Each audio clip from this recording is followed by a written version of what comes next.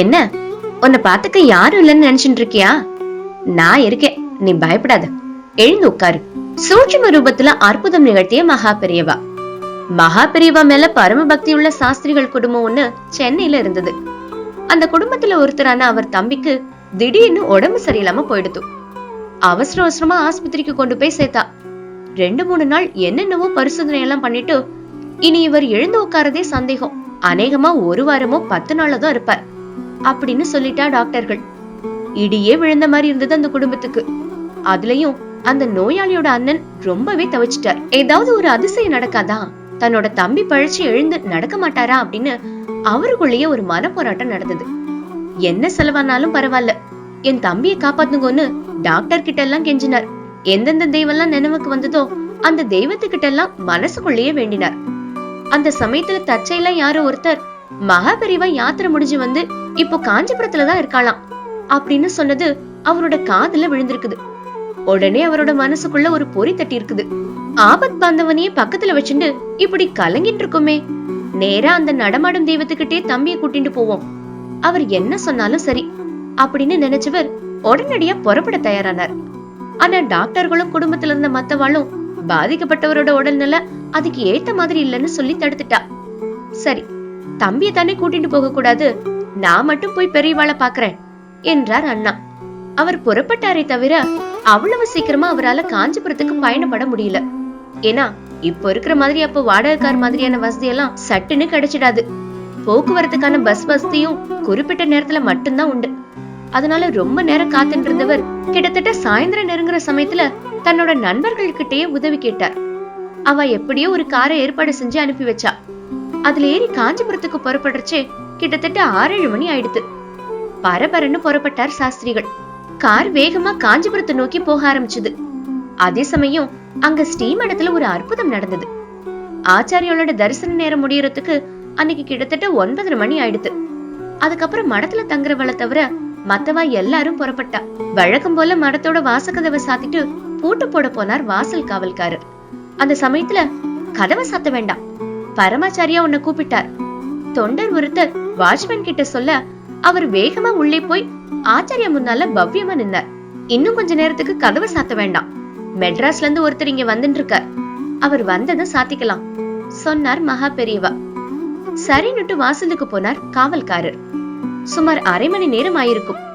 வேக வேகமா மடத்து வாசல்ல வந்து நின்னது சாஸ்திரிகள் வந்த கார். அதுல இருந்து பரபரப்பா கீழே இறங்கினார் சாஸ்திரிகள். வழியில ஏதோ ஊர்வலம் போனதால வரதுக்கு இவ்வளவு நேரம் ஆயிடுத்து. பரமாச்சாரியால பாக்க போறப்போ வழியிலேயே இப்படி தடை வருதே, ஸ்ரீமடத்தை சாத்திடுவாளே, மகா பெரியவாளை தரிசிக்க முடியாதோன்னு மனசுக்குள்ள நினைச்சு பதட்டத்தோட வந்தார் அவர்.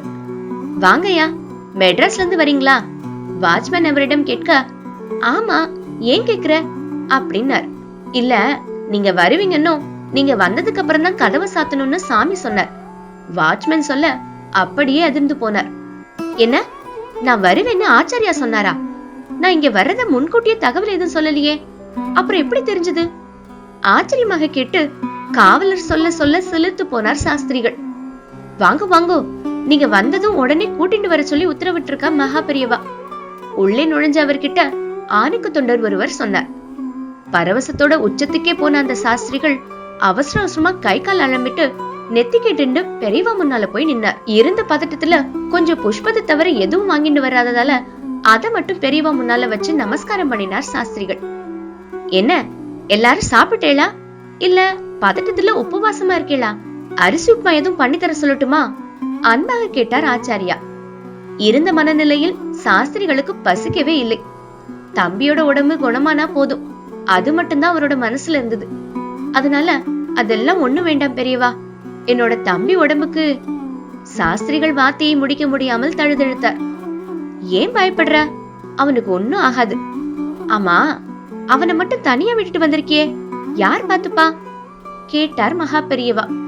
ஒன்னு சொல்ல தெரியாமல் கைய பிசைஞ்சுட்டு நின்னார் சாஸ்திரிகள். இப்பவே ராத்திரி ரொம்ப நேரம் ஆயிடுத்து, அதனால இங்கேயே தங்கிக்கோ, காத்தால பலபலன்னு விடியறச்சே புறப்படு. இதோ இந்த பிரசாதம் எல்லாம் காமாட்சி கோயில்ல இருந்து வந்தது. எல்லாத்தையும் எடுத்துட்டு போய் உன் தம்பிட்ட கொடு. பெரியவா கையை நீட்டின பக்கத்துல 5-6 மூங்கில் தட்டுகள் நிறைய பழங்களும் புஷ்பங்களும் இருந்தது. எல்லாத்தையும் எடுத்துட்ட சாஸ்திரிகள், தம்பி தனியா இருப்பான், அதனால இப்பவே அப்படின்னு இழுத்தார். நான் தான் சொன்னனே, காத்தால புறப்பட்டா போதுன்னு, அவனுக்கு ஒண்ணும் ஆகாதுன்னு. அப்புறம் ஏன் அவசரப்படுற? அதை மீற முடியாத சாஸ்திரிகள் விடியற் காலை விறுவிறுன்னு எழுந்து அங்கிருந்து கிளம்பிட்டார். வழி நெடுக பகவானை வேண்டிட்டே வந்தவர் தம்பி இருந்த ஆஸ்பத்திரிக்கு போய் அவன் இருந்த அறை கதவை திறந்தார். அவ்வளவுதான். அப்படியே அதிர்ச்சியில் உறைஞ்சு போய் நின்னார்.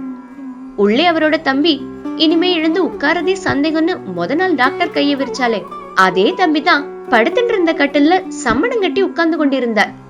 அவரை பார்த்தா உடம்புக்கு முடியாம படுத்த படுக்கையில இருந்தவர் இவரான்ற சந்தேகம் வரக்கூடிய அளவுக்கு தெளிவா இருந்தார். சாஸ்திரிகளால தன்னோட கண்ணை நம்பவே முடியல. அப்படியே டமால்னு நுழைஞ்சவர் தம்பிய பேர் சொல்லி கூப்பிட்டார். ஏண்டா, உனக்கு எப்படி குணமாச்சு? டாக்டர் என்ன மாத்திரை மருந்து கொடுத்தார்? ஜம்முன்னு இப்படி எழுந்து உட்கார்ந்துட்டு இருக்கியே, இது எப்படி நடந்தது? படபடப்பா கேள்விகளை அடுக்கிக் கொண்டே போனார்.